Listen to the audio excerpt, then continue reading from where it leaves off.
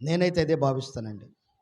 నా దేవుడు నన్ను ఎందుకు ఈ లోకానికి పంపించాడు, నాకెందుకు ఈ భాగ్యాన్ని ఇచ్చాడు. ఒకవేళ చిన్న చిన్న మిస్టేక్స్ నాలో కూడా ఉంటాయి, ఉండవని నేను అంటలేదు. లోపాలు ఉంటాయి, వాటిని సరి చేసుకుంటూ ఎప్పటికప్పుడు బ్రతకడమే తప్ప, ఎప్పటికప్పుడు సరి చేసుకుంటూ బ్రతకడమే తప్ప చేయగలిగినది లేదండి. కనుక దయచేసి గమనించండి.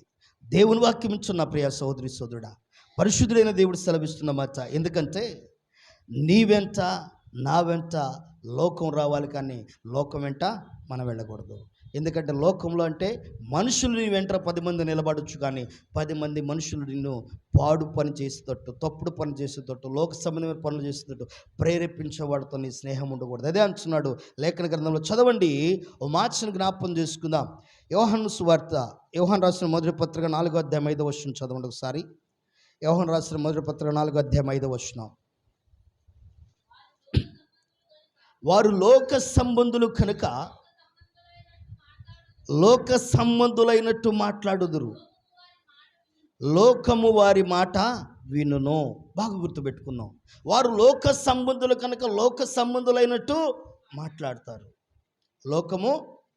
లోకము వారి మాట వినును. ప్రియ దేవుని జనాంగం, అది దయచేసి గమనించండి. ఈ దినాన లోకము ఏ రీతిగా మారుతుంది. లోకంలో ఉన్న వారంతా వారి వారి స్వప్రయోజనం కోసమే చూసుకుంటారు, ఇతరుల ప్రయోజనం కోసం ఎప్పుడు చూడరు. నేను బాగున్నానా, నా కుటుంబం బాగుందా, నా జీవితం బాగుందా, ఇంతే. వారి స్వప్రయోజనం వాళ్ళదే. లోకంలో ఉన్న నీవు దేవునిలో ఉన్న వ్యక్తిగా ఎప్పుడైతే మారుతావో ఇతరుల ప్రయోజనాన్ని చూస్తావు, ఇతరుల క్షేమాన్ని చూస్తావు, ఇతరుల మేలును చూస్తావు. ఇతరుల మేలును ఎప్పుడైతే నువ్వు చూడటం ప్రారంభిస్తావో, ఇతరుల ఉపయోగాన్ని ఎప్పుడైతే నువ్వు చూడటం ప్రారంభిస్తావో, ఇతరుల అభివృద్ధిని ఎప్పుడైతే నువ్వు చూడటం ప్రారంభిస్తావో, ఇతరుల స్థితిని ఎప్పుడైతే నువ్వు చూడటం ప్రారంభిస్తావో, దేవుడు నీ స్థితిని చూడటం ప్రారంభిస్తాడు. ఆమేన్. ఇప్పుడు లోకంలో ఉన్న వాళ్ళు ఏం చేస్తారు? వారి స్వప్రయోజనాన్ని వారు చూసుకుంటారు. అలా ఉండటానికి కాదు యేసయ్య నిన్ను నన్ను పిలిచింది. అలా బ్రతకటానికి కాదు యేసయ్య నిన్ను నన్ను పిలిచింది. ప్రతిదిన బిడ్డరా, ఎందుకంటే లోకంలో ఉన్నవారు లోకపు ఆలోచనలు కలిగి ఉంటారు కనుక లోకం వారి వెంట పోతుంది. లోకం ఏం చేస్తుంది తెలుసా? చూసిరామంటే చెప్పాలా? లోకం ఏం చేసింది? చూసిరామంటే. అదే దేవుని బిడ్డలు చూసిరామంటే ఏం చేస్తారు తెలుసా? అవసరమైతే వాళ్ళ కోసం త్యాగమై వస్తారు. కానీ వీళ్ళు ఏం చేస్తారు తెలుసా? ముందు కాల్చి అగ్గుబులు గీసొస్తారు. ఎవరు? లోకంలో ఉన్నవారు. అక్కడ అగ్గుమంట పెట్టొస్తారాడ, మంట పెట్టొస్తారాడ. కనుక నువ్వు లోకంలో ఉన్న వ్యక్తిగా ఉండకూడదు, కానీ ప్రభువు కోసం అవసరమైతే ఒక నిందైన నువ్వు భరించడానికి, ఒక శ్రమైన నువ్వు తట్టుకోవడానికి, ఒక బాధనైనా నువ్వు భరించడానికి ఇష్టపడే వ్యక్తిగా నీ భక్తి ఉండాలి, నీ ఆత్మీయ జీవితం ఉండాలి. అలా ఉన్నప్పుడే నీ జీవితం ఉన్నతంగా ఉండిద్ది, నీ జీవితం దీవెనకరంగా మార్చబడింది, మేలుకరంగా మార్చబడింది. అయ్యా ఇటేనండి. కనుక దేవుని మాటలు వింటున్న నా ప్రియ సోదరి సోదరుడా, తెలియజేస్తున్న మరొక మాటను జ్ఞాపకం చేసుకుందాం. చదవండి, యాకోబు రాసిన పత్రిక 4వ అధ్యాయం 4వ వచనం. యాకోబు రాసిన పత్రిక 4వ అధ్యాయం 4వ వచనం. చదువమ్మా. వ్యభిచారునిలారా, ఈ లోక స్నేహము దేవునితో వైరమని మీరు ఎరుగరా? కాబట్టి ఎవడు ఈ లోకంతో స్నేహము చేయగోరునో వాడు దేవునికి, బాగా గుర్తుపెట్టుకోండి, ఒక క్రైస్తవుడు వెంట లోకం ఉండాలి, కానీ లోకము క్రైస్తవంలో ఉండకూడదు. అర్థమైందండి? క్రైస్తవుని వెంట ఏముండాలి? లోకం ఉండాలి, కానీ లోకము క్రైస్తవంలో ఉండకూడదు. ఒకవేళ లోకం క్రైస్తవంలోకి వస్తే ఏమవుతుంది? వ్యభిచారి అవుతాడంట. వ్యభిచారి అంటే అర్థం ఏంటి తెలుసా మీకు? చెప్పండి. అనేక మార్లు పంచుకున్నాను. వ్యభిచారి అనే పదానికి అర్థం మేమ అనమాకండి, గట్టిగా చెప్పండి. వ్యభిచారి అనే పదానికి అర్థం దేవుని కంటే అధికంగా దేన్నైతే ప్రేమిస్తాం అది వ్యభిచారం. అర్థమైందా? వ్యభిచారి అనగల అమ్మో అంత పెద్ద నా నోటితో ఎట్ట విప్పేదా అని బాధపడుతున్నారేమో. అంత పదం కాదు అది. అది జారత్వం. పరపురుషుడు పరస్త్రీ సాంగత్యాన్ని జారత్వం అంటారు. వ్యభిచారం అంటే అర్థం ఏంటి? దేవుని కంటే అధికంగా దేన్నైతే ప్రేమిస్తావో అది వ్యభిచారం. నువ్వు డబ్బును ప్రేమించినా సరే, దేవుని కంటే ఇంకా దేన్ని ప్రేమించినా సరే అది వ్యభిచారం. అందుకని ఇప్పుడు లోకాన్ని ప్రేమించేవారు ఆదివారం వచ్చింది, ఆరాధన కనబడాలి, సంఘ కార్యక్రమాల్లో ప్రార్థనలు ఉన్నాయి, మందిరంలో ఉండాలి. ఎక్కడ ఉంటాం? అద్దుకుని, టీవీలకు అద్దుకుని కూర్చుంటాం. ఇప్పుడు దాంతో ఏం చేస్తున్నా? డాష్ పూర్తి చేయండి. డాష్ ఉంది చెప్పాలా? ఆదివారం ఆరాధనే కాకుండా సంఘ కార్యక్రమాల్లో ఉండవలసిన పరిస్థితిలో ఆదివారం కాకుండా శనివారం ప్రార్థన, శుక్రవారం ప్రార్థన, లేకుండా బుధవారం ప్రార్థనలో మనం గడపలేకపోతున్నామంటే, వేరే లోకంలో ఉన్న వాటిని మనం ప్రేమిస్తున్నామంటే వాటితో ఏం చేస్తున్నామని. అందుకని అంటున్నాడు బైబిల్లో, వ్యభిచారం చేయవారులారా ఎలాంటి వారంట మీరు? వైరం అంట.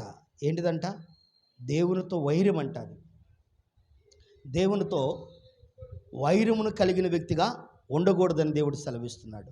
వైరముతో ఉన్నవారుగా ఉండకూడదు. ఎందుకంటే అక్కడ మరొకసారి ఆ మాట చదవండి అమ్మ, ఒకసారి స్పష్టంగా మరలా. ఈ లోక స్నేహము దేవునికి వైరమని మీరు ఎరుగరా? కాబట్టి ఎవడు ఈ లోకముతో స్నేహము చేయకూరును వాడు దేవునికి. దేవుని బిడ్డలారా, ఈ లోకంలో ఎవరికి నువ్వు శత్రువుకున్నా బాగుంటావు, ఏం బాధ లేదు. పక్కన నేను శత్రువుగా భావించినా బాధపడొద్దండి, నేనైతే బాధపడను. కానీ ఎవరికి శత్రువుగా కాకూడదు? ఎవరికి? సృష్టికర్తని దేవునికి నువ్వు శత్రువుగా మాకు. ఆయనకి శత్రువుగా నువ్వు మారితే ఈ లోకం మంది ఎంతమందికి నువ్వు మిత్రులకు ఉన్న ఉపయోగమేమీ లేదు, ప్రయోజనమేమీ లేదు. ఎందుకంటే ప్రియదేవుని బిడ్డారు, ఒక చిన్న మాట మీతో, ఒక చిన్న లాజిక్ చెప్తాను మీకు. ప్రసంగి భక్తుడు మాట అంటాడు, ఒకసారి సందర్భాన్ని బట్టి చూద్దాం అనుకున్నా, కానీ ఈ సందర్భంలో పరిశుద్ధాత్మ దేవుడు అది తెలియజేస్తూ ఉన్నాడు. ఓసారి ప్రసంగి భక్తుడు ఏమంటున్నాడు అంటే,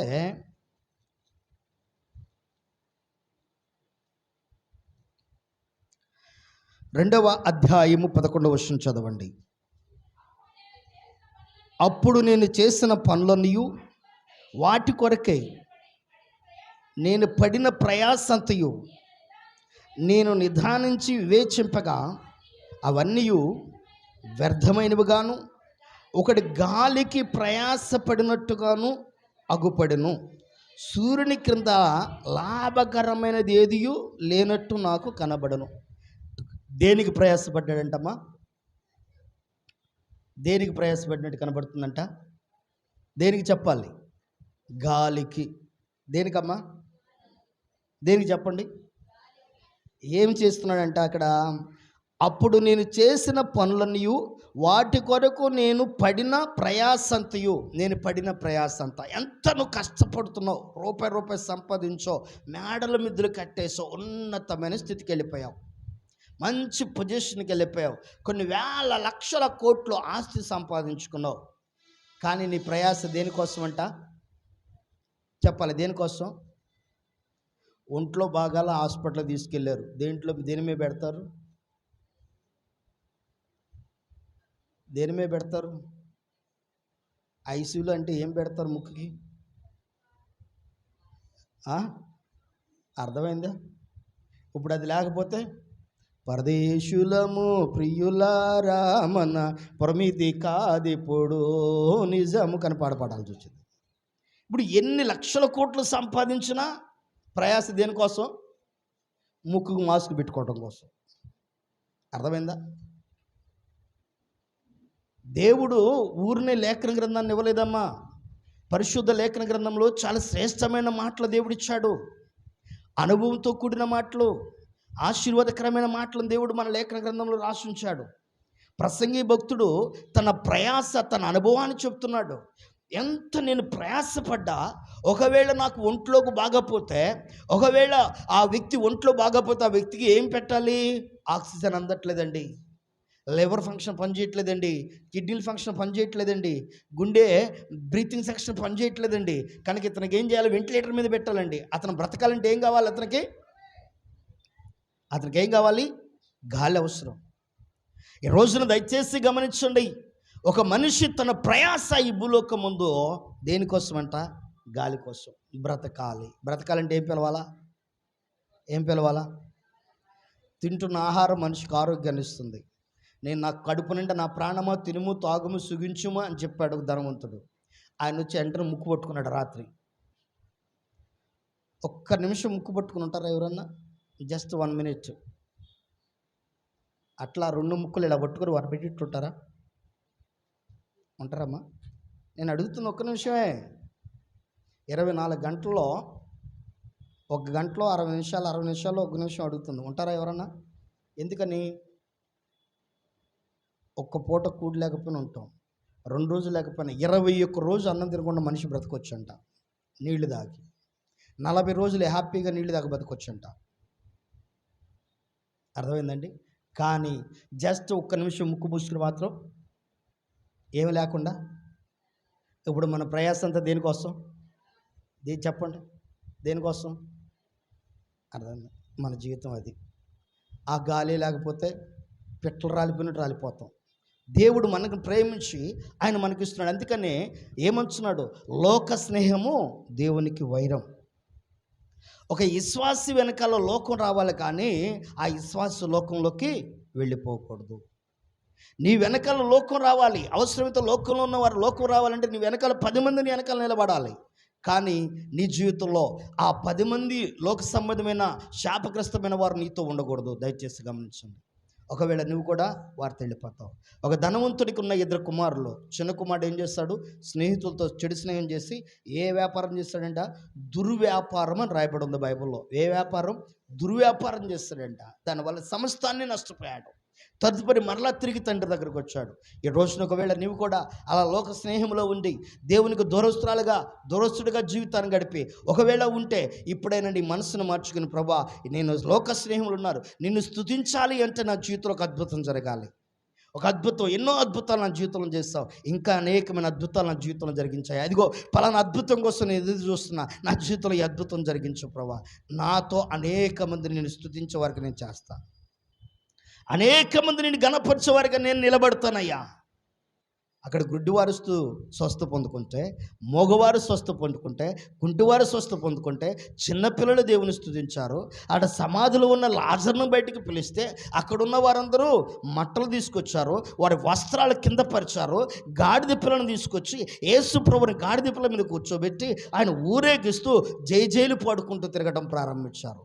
మన జీవితాలు దేవుని బిడ్డలారా గమనించండి.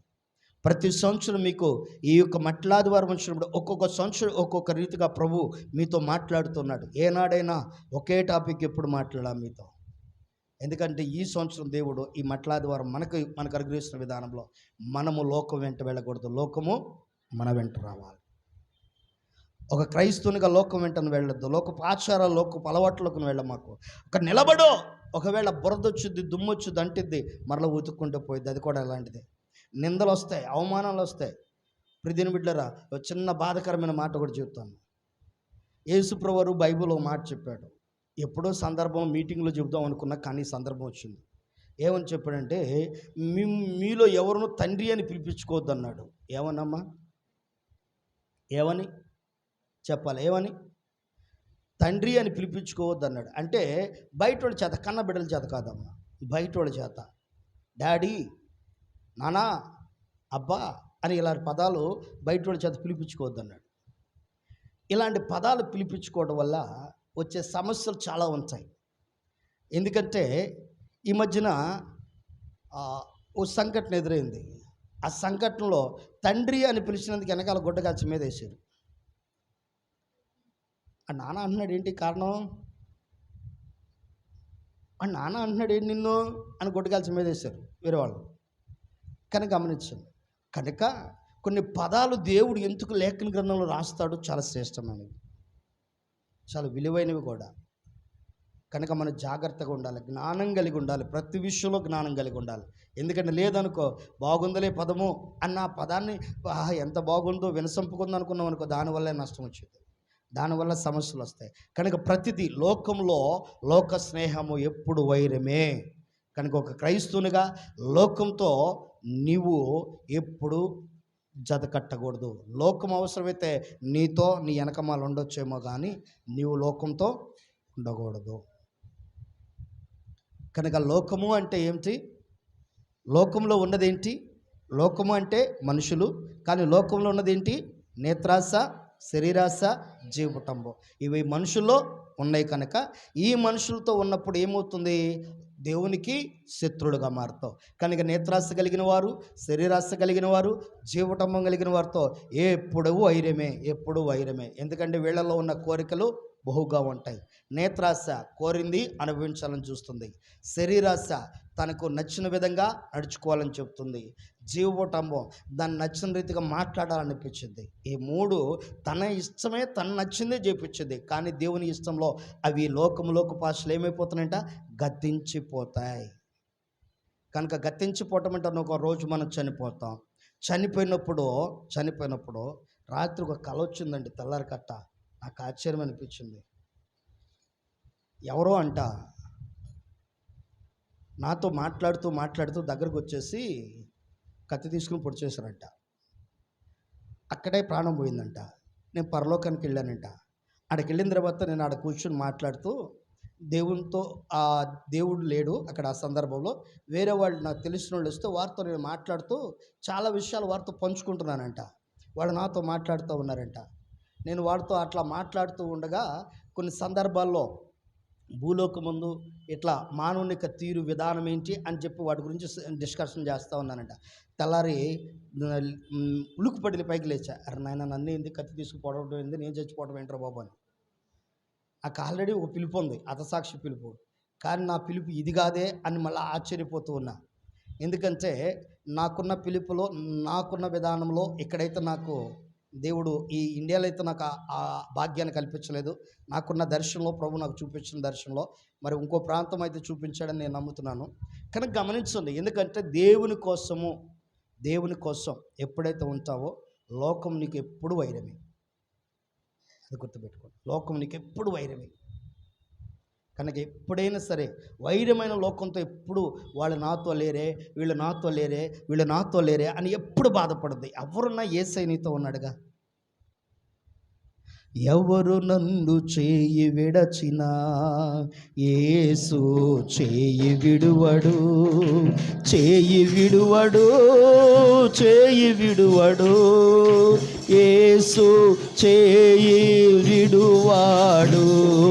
యేసు చేయి విడువాడు.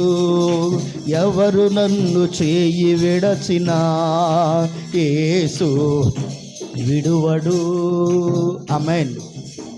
ఎప్పుడైనా కూడా గుర్తుపెట్టుకోండి, మనసు పూర్తిగా చూపుతున్నా, ప్రభులో ఉండి చూపుతున్నా, మన సంతోషం ప్రభులో ఉండాలి. లోకంలో నువ్వు ఎంత సంతోషించినా క్షణాల్లో పోయిద్ది. అది క్షణాల్లో పోయిద్ది. అనుభవించిన వాడిగా చెప్తున్నా. ఒక డ్రగ్స్ అలవాటు తప్ప అదొక్కటే నాకు అబ్బలేదు. అన్నీ వదిలిపెట్టి పక్కన కూర్చున్నా. 3 సంవత్సరాల్లో అన్నీ రుచి చూసి పక్కన పడేసా. ఒక డ్రగ్స్ మాత్రమే అబ్బల, ఎందుకంటే అది మన దగ్గరలో అందలేదు కామర్చి. అన్నీ అనుభవించి పక్కన పెట్టి అనిపిస్తూ ఉంటుంది. ఇక వాటి వైపు ఆలోచన వచ్చి కూడా, ఎందుకంటే సంతోషం ఎక్కడ దొరకదండి. యేసులో ఉండు, ఎంత ఆనందం దొరికిద్దో, ఎంత సంతోషం దొరికిద్దో. నీ చాలేసయ్యా, చిన్న కొడుకు నెరవేరితే చాలు, ఇంతకంటే ఇంకేం కావాలా అంత హ్యాపీనెస్ ఫీల్ అవుతుంది. ఆ యేసేలో ఉంటే అంత సంతోషం దొరుకుతుంది. పరిపూర్ణంగా ఆయనలో ఉండి చూడు. కష్టాలు, రోగాలు, సమస్యలు, బాధలు, నిందలు, అవమానాలు బ్రతికినంత కాలం ఉంటాయి. నువ్వు యేసులో ఉన్నా ఉంటాయి, యేసు ప్రభులో లేకపోయినా ఉంటాయి. అర్థమైందండి? యేసు ప్రభులో లేనివాడు కష్టాలు లేవా, రోగాలు లేవా, సమస్యలు లేవా, నిందలు లేవా, అవమానాలు లేవా, బాధలు లేవా? ఉన్నాయిగా. నువ్వు ప్రభులో ఉన్నావంటే లేకపోయినా ఉంటాయి. కానీ ప్రభులో ఉన్నవారి గొప్ప నిరీక్షణ ఏంటంటే, ఆయనలో ఉన్నవాడు ఆయన్ని బట్టి ఆనందిస్తాడు, సంతోషిస్తాడు. ఆయన బట్టి మనసారా దేవుని కొనియాడతాడు. ఆయన బట్టి దేవుని మహిమపరుస్తాడు. ప్రభువా, నా పక్షాన్ని ఉండవయ్యా, చాలు ఈ జీవితానికి చాలయ్యా. అది ఆయనలో ఉన్న సంతోషం.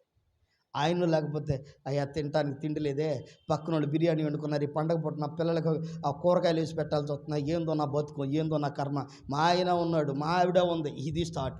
అదే ప్రభువులు అంటే, దేవుడు ఈరోజు మనకు మంచి ఆహారం ఇచ్చాడు, రండి, ఇదే ఈరోజు మనకి ఇచ్చిన దేవుడు ఇచ్చిన ఆహారం, సంతోషంతో ఉన్న దాంట్లో సంతృప్తి చెందాం. అది ప్రభువులో ఉంటాయి.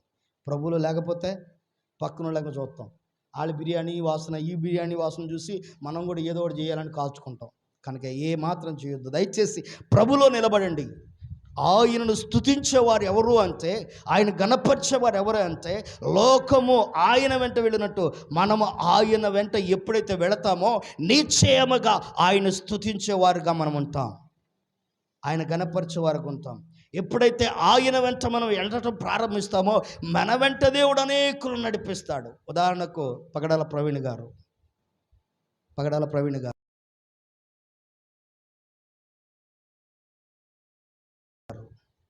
ఆయన వెంట ఇప్పుడు హిందూ మతం, క్రైస్తవ మతం, ముస్లిం మతం అనే మత తారతమ్యం లేకుండా అందరూ ఆయన గురించి ఆలోచన చేస్తూ ఉన్నారు.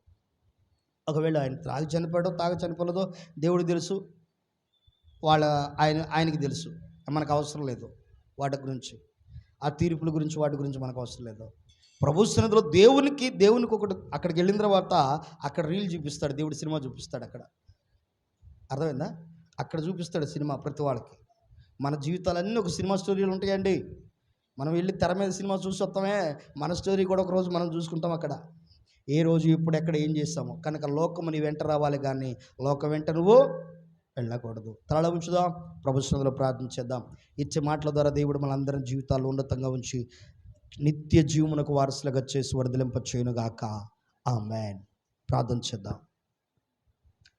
నా ప్రియ సహోదరి సోదరుడా, పరిశుద్ధుడైన దేవుడు, ఈ యొక్క ఫామ్ సండే ద్వారా దేవుడు నీతో నాతో మాట్లాడుతున్న మాటలు, వారు ఎందుకు దేవుని గణపరచను ఉద్దేశించారు, ఆయన వెంట లోకం ఎందుకు ఆయన వెంట వెళుతుంది అంటే, ఆయన ద్వారా దేవుడు గొప్ప కార్యాలు చేశాడు, గొప్ప కార్యాలు జరిగించాడు. సృష్టికర్త అయిన దేవుడు గొప్ప కార్యాలు చేశాడు. లోకంలో గొప్ప గొప్ప పనులు చేస్తాడు ఆయన. నువ్వు కూడా ఆ రీతిగా ఉంటావా? ఉండకపోతే ఈరోజు నుంచి నీ మనసును మార్చుకో. ప్రభా, నీ వెంట నేను ఉంటానయ్యా, నీ చిత్తము నెరవేర్చడానికే, నీ ఉద్దేశం నెరవేర్చడానికి నేను ఉంటాను ప్రభా. నన్ను ఆ రీతిగా జీవింపచ్చాయి, నన్ను ఆ రీతిగా బ్రతికించో. నా ప్రియ సహోదరి సోదరుడా, ప్రభు సన్నిధిలో ప్రార్థన చేయి, ప్రభు సన్నిధిలో ప్రార్థన చేయి. అపాయము నీ దగ్గరకు రావచ్చు, డోంట్ వరీ. పరిశుద్ధుడైన దేవుడు నీతో ఉన్నాడు. ఆయన గణపరచు, ఆయన మయంపరచు, చాలు. ఎప్పుడైనా ఈ ప్రాణం పోవాల్సిందే. ఆయన సంకల్పం నుంచే ఆయనే తీసుకుంటాడు. ఆయన సంకల్పం లేకపోతే ఒకవేళ నేను ఇబ్బంది పెట్టాలని వచ్చిన వారు సైతం కూడా నోరు మూసుకుని వెళ్ళిపోయేటట్టు దేవుడు చేస్తాడు. నువ్వేమి దిగులు పడద్దు, నువ్వేం బాధపడద్దు. దేవుని ఉద్దేశం ఏమైందో, ఆయన ప్రణాళిక ఏమైందో, ప్రభువా నీ చిత్తమే నా పట్ల నెరవేర్చయ్యా, నీ ఉద్దేశమే నెరవేర్చు, నీ ఆలోచనలను నడిపించు ప్రభు అని ప్రార్థన చేయి. ఒక్క నిమిషం ప్రార్థన చేయి.